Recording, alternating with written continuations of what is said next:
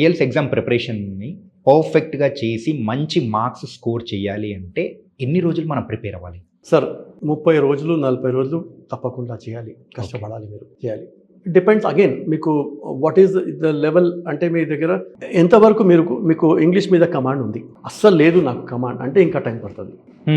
నాకు చాలా ఉంది కమాండ్ అంటే టైం తక్కువ. ఇప్పుడు నా వెయిట్ 120 kgs అండి, నాకు 6 packs కావాలంటే ఒక 1 year అవుతుంది. ఇప్పుడు నా వెయిట్ 70-65 ఉంది, 6 packs కావాలంటే 3 monthsలోనే అయిపోతుంది. ఇది కూడా అంతే. So if you are weak in English then it will take more time. If you are strong in English it will take less time. Okay, that is your experience and your past exposure మీద and your present hard work అది ఉండాలి. అంటే కొన్ని universities కూడా మెయిన్గా other కంట్రీస్లో ఉన్న universities ఇంత బ్యాండ్ కట్ ఆఫ్ అనేది కూడా పెడుతూ ఉంటారు కదా. సో అది ఏ క్రైటీరియా ప్రకారం పెడుతూ ఉంటారు? వాళ్ళ ఇష్టం అండి. ఇట్స్ డిపెండ్స్ ఆన్ కోర్స్ అండి. కోర్స్ కూడా ఓకే. ఎందుకంటే కొన్ని కోర్సెస్ చాలా టఫ్ ఉంటాయి. Normally when you're going for medical science that's a very complicated, అంటే it's a very all courses are serious, కానీ they need 7.5. Okay, sometimes 7. So depends అండి, university బట్టి ఉంటుంది, కోర్స్ బట్టి ఉంటుంది, మన చేతుల్లో లేదు. అంటే యూజువల్గా ద గుడ్ స్కోర్ అంటే ఏం చెప్తారు సార్ ఈ ఐఎల్స్లో?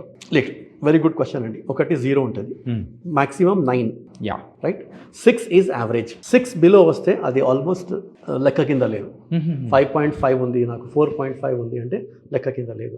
కానీ there is nothing like pass or fail. ఇంకొకటి, ఇది టెస్ట్ అండి. టెస్ట్కి ఇది డిప్లొమా కాదు, డిగ్రీ కాదు. పాస్ అయిపోయారు మీరు, ఫెయిల్ అయిపోయారు టైం లేదు. ఇది టెస్ట్. 5. ఇంకొకటి ఎగ్జాంపుల్ చెప్తాను మీకు. You are going for blood test అండి. ఓకే, బ్లడ్ టెస్ట్లో మీకు హ్యూమోగ్లోబిన్ ఎంత ఉండాలి, క్రియాటినైన్ ఎంత ఉండాలి, అది ఒక బెంచ్ మార్క్, ఒక రేషియో ఉంటుంది. ఇక్కడ 6 కంటే తక్కువ ఉంటే అది సంథింగ్ ఈజ్ రాంగ్ అన్నమాట. 6 to 10 ఉండాలి. 10 కంటే ఎక్కువ ఉంటే కూడా ఏమో రాంగ్ ఉండాలి, ఒక parameter. So this is also parameters.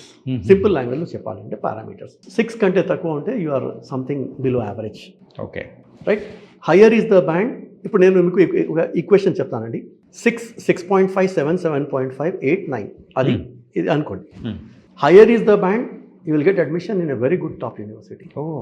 Right, top university means good job. Because a big company will come to you for a top university. Good job means good salary means good life. So if you are planning for abroad, you have to plan from here only. IELTS మంచిగా చేయాలి, కష్టపడాలి. అది నాకు 15 daysలో అయిపోతుంది, 10 daysలో అయిపోతుంది, 30 daysలో అయిపోతుంది. వీడు అంటే మా దగ్గర ఏం టానిక్ లేదు, సరే తాగండి అయిపోతుంది, అట్లా ఏం లేదు. వాళ్ళు కష్టపడాలి. Basically they have to work hard. English అంటే ఇంకొక దయ్యం కాదు, ఇది ఒక లాంగ్వేజ్ అండి. సో మనకు చాలా ఇన్ఫీరియారిటీ కాంప్లెక్స్, భయం ఉంటుంది. అరే ఇంగ్లీష్ నాకు రాదు, నేర్చుకోండి. Simple. I don't know any, I can read and right English, Hindi, Telugu, Urdu. I can read and right. Okay, right. I can speak little Malayalam. How I was working for a company, there were 100 Malayalis, I was the only non-Malayali. So I had no other option other than learning Malayalam. I learned. Okay. So ఇది కూడా when you are going for a job or a country, వాళ్ళకి అక్కడ ఉండాలి English.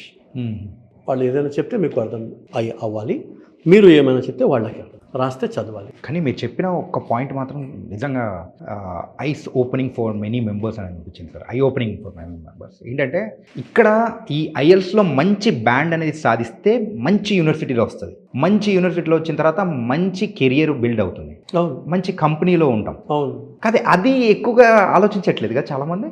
4 steps ఆలోచించారు sir. IELTS clear అయిపోతే నేను వెళ్ళిపోతాను, అట్లా కాదు. కెరియర్ ప్లానింగ్ అని ఉండాలి, రోడ్ మ్యాప్ కావాలి వాళ్ళకి. ఆ రోడ్ మ్యాప్లో ఈ ఐఎల్స్ అనేది కూడా the basement. Yes, everything is basement అండి. ఫైనాన్షియల్స్ ఉండాలి మీ దగ్గర, డిగ్రీ ఉండాలి, బ్యాక్లాగ్స్ ఉండకూడదు మీ దగ్గర ఫస్ట్ క్లాస్ ఉండాలి, అకాడమిక్స్ బాగుండాలి, ఇంకా ఏమైనా ఎక్స్ట్రా కరిక్యులర్ యాక్టివిటీ ఉండాలి. All these criterias are there for visa officers. Okay, financials దాంట్లో ఒక క్రైటీరియా ఐఐటీస్ కూడా ఉంది, very important. IELTS, GRE, TOEFL ఇలా డిఫరెంట్ టైప్స్ ఆఫ్ ఎగ్జామ్స్ ఉన్నాయి కదా. అవునండి. వీటన్నిటిలో కూడా డిఫికల్ట్ అంటే ఏంటి సార్? అంటే నా అభిప్రాయం అన్నమాట. Okay, what I feel is GRE కొంచెం difficult. GRE. Okay. The next is TOEFL, then PT, అంటే నా అభిప్రాయం అండి. Again then IELTS. ఇట్లా ఆల్ వన్ మోర్ థింగ్ అండి, any test is not easy test. Okay, all tests are tough only. If you don't work hard, it is tough.